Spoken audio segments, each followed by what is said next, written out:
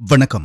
சில நாட்களுக்கு முன்பு சீன கடற்படையின் தலைமை தளபதி ஹூ ஜாங்மெங் தலைமையில் சீன கடற்படை தலைமையகத்தில் ஒரு அவசர கூட்டம் நடந்ததாக சீன ஊடகங்கள் செய்தி வெளியிட்டன. ஆனால் அது ஒரு சாதாரண ஆலோசனை கூட்டம்தான் என்று சீன கடற்படை தரப்பில் சொல்லப்பட்டதாகவும் கூறப்படுகிறது. அதே நேரம் இந்திய ஊடகங்களில் கடந்த 2 நாட்களாக மிகவும் பரவலாக பேசப்பட்ட ஒரு செய்தி இருந்தது. அது தக்ஷக் என்று அழைக்கப்படும் ஒரு புதிய டார்பிடோவை பற்றிய தகவலாகும்.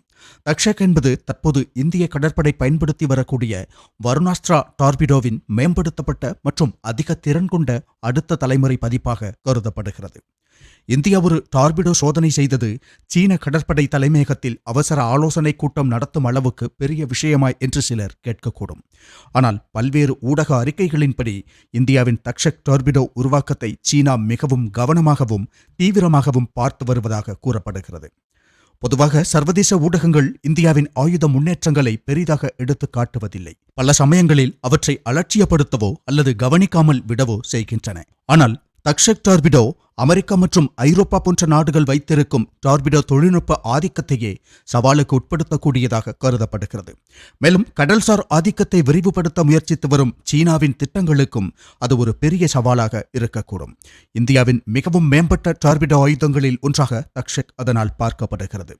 இந்த டார்பிடோவை உருவாக்கி இருப்பது defence research and development organisation, அதாவது DRDO ஆகும்.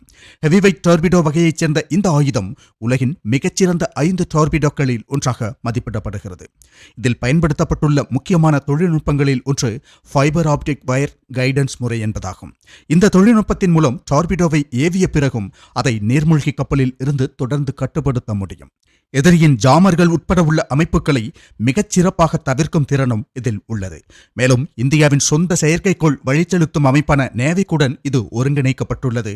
அதில் RGL அடிப்படையிலான இனிஷியல் நேவிகேஷன் தொழில்நுட்பமும் சேர்க்கப்பட்டுள்ளது. உயர் ஆற்றல் கொண்ட சில்வர் ஆக்சைடு அலுமினியம் பேட்டரிகள் மூலம் இந்த டார்பிடோ இயக்கப்படுகிறது. அதனால் அதிக சக்தி மற்றும் நீண்ட செயல்திறன் அதற்கு கிடைக்கிறது. இந்த டார்பிடோவின் மிகவும் முக்கியமான மற்றும் ஆபத்தான அம்சம் அதன் ஸ்டெல்த் திறனாகும். இது ஸ்விம் அவுட் என்ற முறையில் ஏவப்படுகிறது. பொதுவாக டார்பிடோ ஏவும் போது உருவாகும் சத்தம் அல்லது அதிர்வு இந்த முறையில் மிகவும் குறைவாக இருக்கும். அதனால் நீர்மூழ்கி கப்பலின் இருப்பிடம் வெளிப்படாமல் பாதுகாக்கப்பட்ட நிலையில் எதிரியை தாக்க முடியும். சுமார் 6.4 மீட்டர் நீளமுடைய இந்த டார்பிடோ தற்போது பயன்படுத்தப்படும் வருணாஸ்திராவை விட சற்று குறைந்த நீளமுடையதாக இருப்பதால் நீர்மூழ்கி கப்பல்களில் இருந்து எளிதாக ஏவ முடியும்.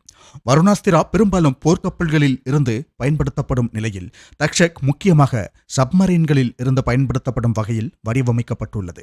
தேவையானால் போர்க்கப்பல்களில் இருந்து ஏவப்படும் பதிப்பையும் உருவாக்க முடியும். இந்த டார்பிடோ சுமார் 600 மீட்டர் ஆழத்தில் இயங்கும் எதிரி நீர்மூழ்கி கப்பல்களையும் போர்க்கப்பல்களையும் தாக்கும் திறன் கொண்டதாகும். சீனாவின் டைப் 093 ஜாங் கிளாஸ் சப்மரீன் போன்ற அணுசக்தி நீர்மூழ்கி கப்பல்களையும் எதிர்கொள்ளும் திறன் இதற்கு உள்ளது. அதன் காரணமாகத்தான் சீனா இந்த ஆயுதத்தை மிகவும் கவனமாக எடுத்துக்கொண்டு ஆய்வு செய்து வருகிறது. டார்பிடோ தொழில்நுட்பத்தில் உலகில் முன்னணி நாடுகளாக அமெரிக்கா, பிரிட்டன், பிரான்ஸ் மற்றும் ஐரோப்பிய கூட்டணியில் உள்ள இட்டலி போன்ற நாடுகள் கருதப்படுகின்றன. அந்த நாடுகளின் தொழில்நுட்பத்தையே கூட சவாலுக்குட்படுத்தும் வகையில் இந்தியா தக்ஷக் டார்பிடோவை உருவாக்கியுள்ளது. சில மதிப்பீடுகளின்படி தொழில்நுட்ப ரீதியாக இது சீனாவின் பல டார்பிடோக்களையும் விட முன்னிலையில் இருப்பதாக கூறப்படுகிறது. சுருக்கமாக சொன்னால் உலகின் மிகச்சிறந்த ஹெவி டார்பிடோக்களில் இந்தியாவின் தக்ஷக் முக்கியமான இடத்தை பிடித்துள்ளது. மேலும் வெளிநாடுகளை சாராமல் இந்தியா சொந்தமாக உருவாக்கிய மென்பொருட்கள் மற்றும் அல்கரிதங்கள் இதில் பயன்படுத்தப்பட்டுள்ளன என்பதும் இந்த துறையில் இந்தியாவின் முழுமையான தன்னிறைவை வெளிப்படுத்துகிறது. ஜெய்ஹிந்த்.